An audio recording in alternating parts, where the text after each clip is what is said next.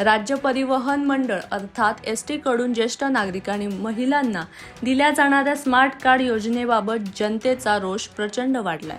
कंत्राटदार कंपनीच्या कर्मचाऱ्यांच्या अनुपस्थितीमुळे कुडाळ बस स्थानकातील स्मार्ट कार्ड केंद्र सतत बंद राहत असल्याने लांबून येणाऱ्या ज्येष्ठ नागरिकांची नाहक परवड होत आहे। गुरुवारी या कारभाराचा तीव्र निषेध करत ठाकरे शिवसेना पक्षाचे युवा सेना प्रमुख मंदार शिरसाट यांच्या नेतृत्वाखाली पदाधिकाऱ्यांनी आणि संतप्त ज्येष्ठ नागरिकांनी एसटी अधिकाऱ्यांना घेराव घातला।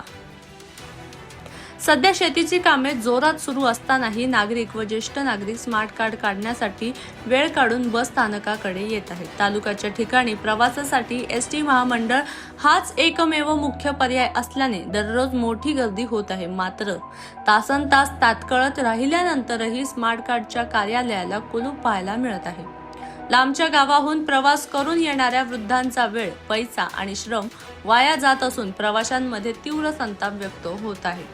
स्मार्ट कार्ड योजनेत सुरुवातीपासूनच गोंधळ आणि ताळमेळाचा अभाव दिसून आलाय। या कामाचे कंत्राट खासगी कंपनीला दिलेले असल्याने आमचा यात काहीही संबंध नाही असे सांगून एसटी कर्मचारी व प्रशासन आपली जबाबदारी झटकत आहेत। त्यामुळे या कंत्राटदारावर व कर्मचाऱ्यांवर महामंडळाचा अथवा प्रशासनाचा कोणताही अंकुश उरलेला नाही असा आरोप नागरिकांनी केला आहे।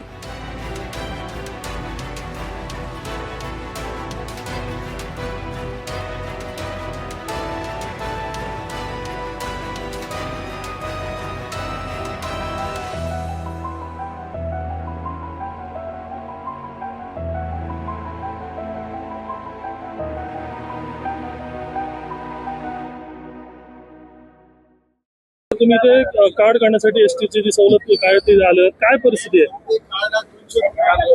माझे नाव बापू यशवंत परब, गाव कालेली।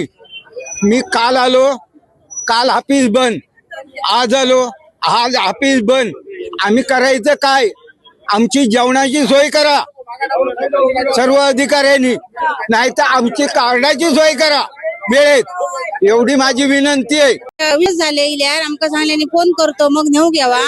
22 तारखे येऊ सांगले, मी काल येऊन गेलोय तर ते नाही बंद होता, पण आज येवले, आज पण बंदच आहे। पिंगुळेसून इलोय मी 2 तास, त्या दिवशी 2-3 तास थांबले काढताना। कामाची माणसं आम्ही किती वेळ थांबणार? आज मी आता इलोय, ओरोशीसून मी येले आता। अजून काय आता काय सांगतात ते सगळे लोक? आता काय तर सगळं नाहीच असत, बंदच आहे ना। गेले ते 15 दिवस या ठिकाणी बघतोय की प्रशासनाकडनं योजनेचा मजा उडालेला दिसतो आणि वारंवार सूचना दिल्या होत्या। या ठिकाणी ज्येष्ठ नागरिक देखील ताटकळत आहेत। जर यांच्या कामामध्ये सुधारणा नाही झाली तर उद्या आम्ही एसटी डेपो मॅनेजरला निश्चितच शिवसेनेच्या माध्यमातून घेराव घालणार आहोत।